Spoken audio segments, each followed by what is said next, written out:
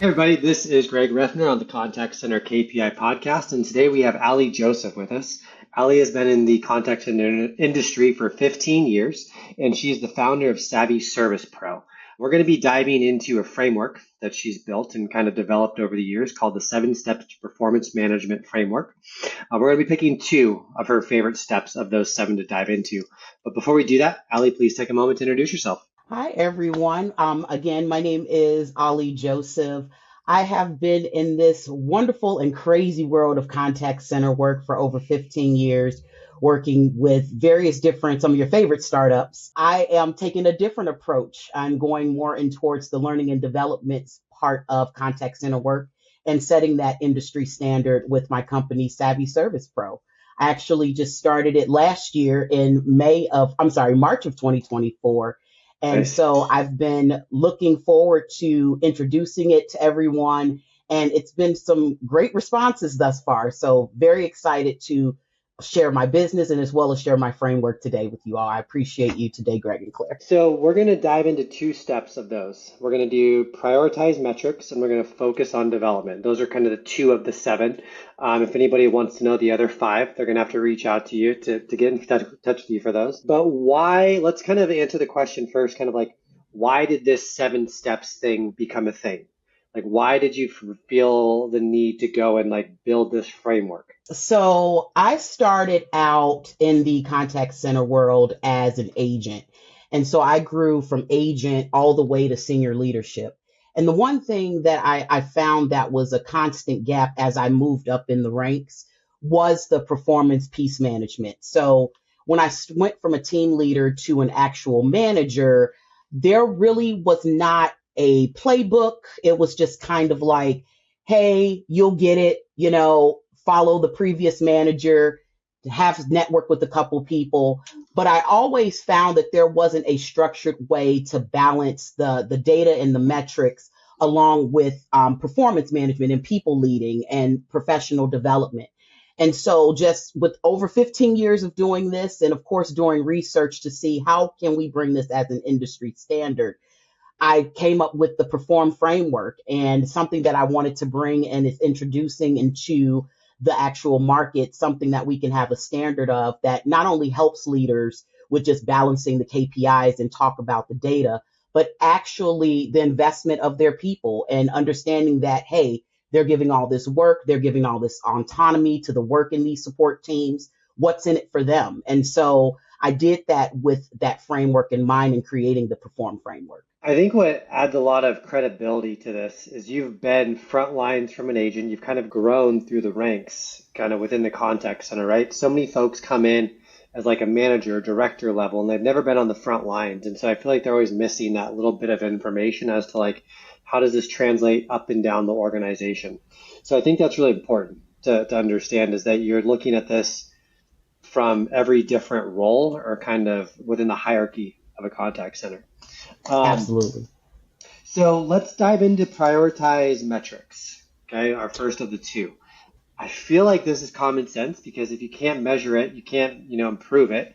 But like, why is prioritize metrics the number one thing out of all 7 that you kind of lean into for, you wanted to focus on today? So with prioritizing metrics, so of course, depending on the support team that you're on, depending on, what's expected, a lot of the times what I find, and I'm going to raise my hand because I'm guilty of this too when I started as a leader, you come in with this tenacity to, okay, I've been an independent contributor, I've been able to hit these metrics. So typically you take over a team and you're just like, okay, I want to make sure that the best practices that I've had for these metrics, that my team, I can mimic it to my team. I can show that impact into the business. However, a lot of the times you find a lot of leaders trying to prioritize all of the metrics at the same time. Not only doing that, but of course, trying to improve everything with the same time, which a lot of the time can also overwhelm the team. And so I found myself doing that and being really motivated and excited and actually making sure that the team was hitting metrics, but not realizing and getting the feedback from my team when I first became a leader that it was just all too much. And what's in it for me? We're hitting these numbers. You're telling us to hit this. We're working towards that. So how do we do that? So with prioritizing metrics, it's not only just balancing the data, but it's also coaching to those actual metrics and the performance development of individuals. So what I like to do when it comes to my teams is when I'm having the one-on-ones, when I'm having conversations, or in some cases, if I'm shooting the shit with my team, I'm always incorporating how those metrics make a bigger impact to the organization, but also how the work that they're doing with these metrics based on their career development and the roles that they're trying to receive or promote into. I make sure that those are intact when I have those conversations. So it's always aligning one with the support team and what's important, which metrics are actually driving customer experience, but also tying it into the coaching sessions with my individual agents or even team leaders or even managers that I've managed, how these metrics and how their professional development fits into the bigger picture of the organization. I like that a lot. I think so many times, I mean, I've been guilty of it too myself. The first time I got promoted into like a manager role, I was like, oh, I'm going to take all these KPIs and I'm going to shove them down everybody's throat and they're going to do exactly what I tell them to do. And they're going to hit all these metrics. I'm going to make a bunch of money. And then you realize like, nope, that's not how it works. And so I guess I'm a big fan of like priority versus urgent or urgent versus important. When you think of like, so if I'm a contact center leader and I agree with Ali that I need to prioritize my metrics. Which ones do I pick? How do I go about deciding which ones to pick if I can't shove all 100 down my team's throat? So what I've done is I've done a lot of collaboration tactics with the higher broads of organizations. So my directors, my VPs, first thing I do when I take over a team or I've assessed coming into new organizations is asking them which ones have been the focus and the drivers of their support teams.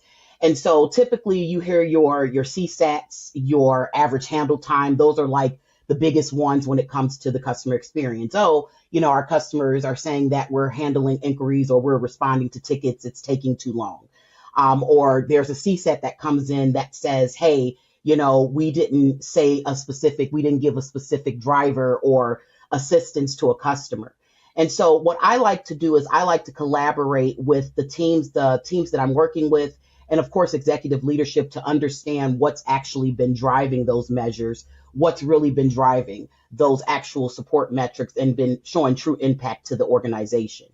Now, in some cases, that has opened the door for some people to realize, well, some of these metrics aren't really necessarily making any kind of impact, or we just had them because that's just what we started with and that's what we've stuck with. Yeah. So I'm always reassessing and making sure that people understand, depending on your support team, CSAT may not be the right driver. CSAT might work on a customer support team much more cleaner than a success team or a customer experience team. That's where I think a lot of leaders get confused is, one, when we step in these roles, we're not really truly identifying whether it's customer experience, because there's a definite different way of measurement for an experience team versus customer support versus customer success. So collaboration is definitely key for me in understanding what's been driving it and then reassessing those KPIs to make sure they make sense for the actual support team. Let's take the inverse of that. How do you know which ones to not? Like, and I mean, maybe the answer is self-explanatory, right? Like, it doesn't align to like a CSAT or AHT, but like, what are maybe a better question is like, what are some of the ones that you feel like just should not be focused on? If I'm struggling with prioritizing my metrics, like, what are my things that I can just throw those away for right now? Like, what are those? So this is going to be very unpopular, and it's okay. CSAT. Okay. So what I think a lot of people and a lot of leaders don't recognize, I think it's more of a hot topic in conversation that's starting to come out in the industry, but CSAT, it only tells a specific story. It tells the specific story of that experience based off that customer. So there's a certain point in time the customer is contacting in, they are expecting a certain result, they're expecting for us to execute it. That's only one side of the story. That customer could be calling in on a completely bad day and they just caught the agent just caught them at the wrong moment. There may be something going on that's technical and the customer is calling in and it's completely out of the agent's hands with the situation. The customer gives a bad CSAT rating. That CSAT rating is put a part of their average CSAT for the week, or however it's measured in your support team. Then that is impacting how, when you're coaching them and having those conversations, now you're bringing that CSAT to the forefront for something that's completely out of control. I've seen this a lot. And as much as it does tell and it does capture, you definitely want to capture that information just to make sure there's not a significant decline. So if your CSAT overall for your team is 95 and then a month later you're down to 40%, well, yeah, there's clearly some things there that needs to be taken a look at. But a lot of the time what I find is that some of these conversations, surveys that are sent in, they're kind of biased, and you can pretty much catch a customer at any point of the day. So even if there's something that's out of the agent's control, they're still responsible for it. So while it definitely is meaningful, I have taken a step back to say, hey, I would prefer to look at how we're handling each one of these inquiries, taking a look at average handle time, because of course that is important. We want to make sure the customer gets a quick, efficient response. First contact resolution. Want to definitely make sure that that customer is not calling back multiple times or sending us emails. CSAT is something that I have deprioritized, and in certain conversations with leaders, I have told them to take a time to really take a look at it and focus on making sure that the things that are aligning with the team, fast response, being able to handle a customer's inquiry, to prioritize those things over a certain situation and an actual certain issue that happened that may not necessarily be in the hands of the person that's on the call. I 1000% agree with you. And so I know it might be unpopular, but I know personally, I only give feedback when I'm not happy, like, or when I'm having a bad day. Like, I don't ever really tell people, like, and it's probably an area of opportunity that I could be better at, is giving good feedback. But like, no one, like, people they usually have to be incentivized if to give good feedback. But when there's an emotional trigger and they've had a bad experience, they're gonna for sure give feedback. And so I've always felt like CSAT scores were a little kind of set up to fail in the first place. Absolutely. And so, like, if I, didn't sleep the night before, my coffee's cold, and you're asking, like, how was that experience? I'm probably not going to be pretty happy about the experience, regardless of how good it was. So I don't disagree with you. I think that there's a lot of uncontrollables associated with that score that people are held to. So yeah, I don't disagree with you. All right, moving on. Focus on development. So I feel like this kind of piggybacks onto the prioritized metrics, right? Like focusing on development of people into maybe metrics or behaviors you want them to. But why is this focus on development kind of its own standalone piece of your framework? So the one thing that leaders, when they come in, myself growing internally in an organization, is the training, the lack of training. And so a lot of the times leaders are just brought in, typically if they're growing internally, they have been a team leader or another specialized role, depending on the actual role and how it's configured in that support team. And so a lot of the times they're just adopting what they know without any structured type of development. And that's so crucial and key, especially when you become a first-time manager. So for me, when I came in, because again, I focused on the numbers. Oh, I know how to do this. Let me just mimic what I did with the team, tell them what I did, and then we can go from there. And a lot of the feedback, aside from like, hey, what do you want us to improve first, was also, what about my individual development? And so a lot of the times leaders come in without that structure. They're just adopting what has been done already, which might not be the best thing for the business. And so it's really crucial and key that we're not only just creating development plans that focus solely on support teams, but also those kind of unknown or those kind of uncommon development goals that some teams want to go to. I've had individuals who came in and said, I want to be an engineer. Now, I don't know anything about engineering. I have stayed in operations the entire time I've been in here, but I've definitely been able to utilize development plans for them, understanding my individual teams, their skill set, how they're doing on the team, what they need to improve, what visibility that they actually need.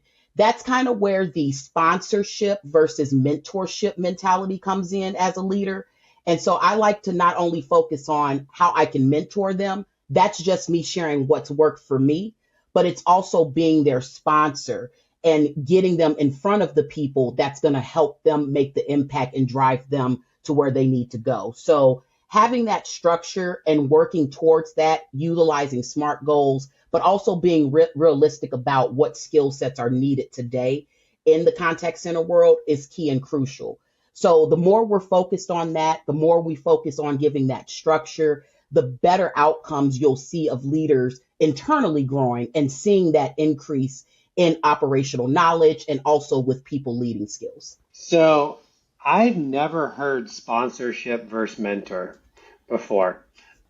And hearing you think like explain that, that just made so much sense in my mind. Did you coin that? Did you come up with that on your own? I did not. I would love to take that, but I definitely did not come up with that. I actually, in one of the roles that I was an operational leader, they had a sponsorship program. It was more like a ERP, so more like an employee like program. And so they basically had the opportunity where you could get mentored, but also you had the opportunity to work with someone that was at a different level than you, but also doing more high level items for the organization. And you actually met with them. I met with mine like twice a month, and were able to get me in meetings and conversations that typically on a regular operational day, I probably wouldn't have been able to get into. But having that extra support, someone that's not only just showing me and telling me, but actually putting me in the room with the decision makers and with the executive team members, it made a complete difference in the way that I've been able to communicate, to collaborate with team members, collaborate with other stakeholders. It definitely makes a complete difference having that level of investment from a leader. I love that. I love that. See, I absolutely just, it seems so simple. I always talked about like, the difference between a leader and a manager. But I think there's also like a sponsor versus a mentor. They're not you should see a leader sponsor and mentor, right? But as much as you don't, like, I love this. That's awesome.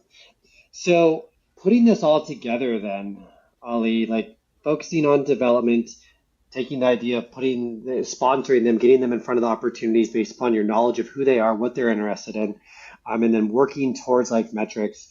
So if I just do these two things out of our seven, like I'm already going to see substantial improvements, right? Like, I mean, yes, of course, you want me to go through all seven steps, but like, I feel like these could move the needle a lot for my organization just by focusing on these two things alone, right? And you build the trust, and that's the key. There's so many things happening, and we're hearing about it. Like, we can be transparent. You know, AI, that's like the biggest conversation ever. Everyone's trying to utilize that, AI agents. There's different changes on how we're working. And so that trust is so important. We want to have that buy-in. Of course, the customer is definitely first. That's what has us in business in the first place. But we also have the employees who are taking the time, the dedication to these organizations, and building that trust is so crucial and key, and transparency. That's been the biggest driver, especially with the way that we're changing how we're doing work in our industry. And it's just been a great thing, like building this framework. I've had a BPO senior manager who's given me feedback saying they've been able to use that to onboard new agents and team leaders. It's a really awesome thing to build that trust, but it also lets people know that you care coming in the door. It's not just, hey, I'm hitting numbers, but you actually care about my development. You're going to tell me the transparency, good, bad, and ugly. You're also going to get me in front of the people that I need to be in front of to be able to shine and be able to get the development that I need for my next step. So it's really been a game changer in having that structure, but also helping leaders because, especially as operations managers, a lot of the times you're wearing many hats. You're the coach, you're the nurturer, you're the disciplinarian. We don't talk about that, but but those are some of the things that we deal with in our industry. And it's podcasts like this, it's communities like this that really help us to bridge these things together. Yeah, absolutely. So let's say we're gonna kind of wrap up with a do and don't. So let's say I wanna look at these two metrics and I want to kind of focus on moving the needle tomorrow within my contact center. What's the one thing I should do today to set me up for success? The one thing you should definitely do is do not weaponize the metrics with team members. If all the team members are hearing is just about the numbers, the numbers, the numbers, they're going to get disengaged and essentially you're going to see that turnover. And so when you're having the conversations, when you're talking with people about their individual metrics, as well as talking with your team about the metrics, have a plan in place when you're having those conversations. Don't just weaponize utilizing those metrics as a way to just disengage or to have people just looking and, thinking like that's all that really matters. Have a plan in place. How are we going to get to this next level? Have that as a group discussion, but also with individual conversations and one-on-one. How those metrics impact your overall visibility into the organization, how they tie into making impact for our support teams in these organizations, and how it helps them to develop to their next level. So I've seen it, unfortunately, a lot of times in this industry, and it's Yeah. something that I've been fighting for, having conversations, and in some cases I've had to stand up for my teams, is not just weaponizing and just using the numbers as one aspect of the role. Support contact centers in general is just a completely different load compared to other industries. And it takes a lot to be in this role. And you have a lot of dedicated people that are passionate. And so, if anything, I definitely want to hit that home with a lot of leaders. Do not weaponize that for your employees. Really make sure that the investment is going both ways. I love that. That's another thing I've never heard is weaponizing metrics before. Like, I mean, I'm sure in my life I've weaponized metrics before, and like thinking back about all the times when metrics have been used against me, I always was in like screw you type of mentality. Like I don't care about your metrics. I care about paying my mortgage next month. Right. Like, and so like a complete, we kind of come full circle here, right? Around like, metrics, but then also focusing on why that person comes to work every day and then not, shoving every metric, just making sure there's the important ones. So I love this. This is there's a couple, weaponizing metrics. I feel like that should be something you should maybe coin or trademark. Like, since you can't do the sponsorship versus mentor, I think the weaponizing metrics one might I be there promise for I'll you. give you your 10%. Sweet. I got That's you. all I ask. That's all I ask. That's awesome. Well, Ali, I appreciate your time today. Definitely got some stuff out of this. This was new. I really, the concept to me, maybe it's just the weaponizing metrics thing and the sponsorship versus mentor. Those are the two things that I'm walking away from today with. And I know our listeners are probably going to get a lot more. So if folks want to get a hold of you, learn more about your 7-step framework, what's the best way to get a hold of you? Yes. So you can absolutely reach out to me on LinkedIn. I'm on LinkedIn as Alicia Ali Joseph. You can also reach out to me if you're more of a one-on-one intimate setting. I completely understand. You can DM me in LinkedIn or you can reach out to me in my email, ali@savvyservicepro.com. I do have the framework. It is a free framework that I'm sharing on my website, savvyservicepro.com. You can go directly to the website. You can get the free download of the Perform framework. And of course, feel free to share your feedback. I'm always opening to improving this framework and really sharing it out with the industry. I love that. I love that. We'll make sure we include a link to all that when we post the podcast. Well, I appreciate your time today. Thank you so much. The energy was infectious. I loved it. And thank you for sharing your words of wisdom and your 15 years of experience kind of bundled into 25 minutes with us today. There we go. I appreciate the time. Thank you. Yeah, thank you. Bye.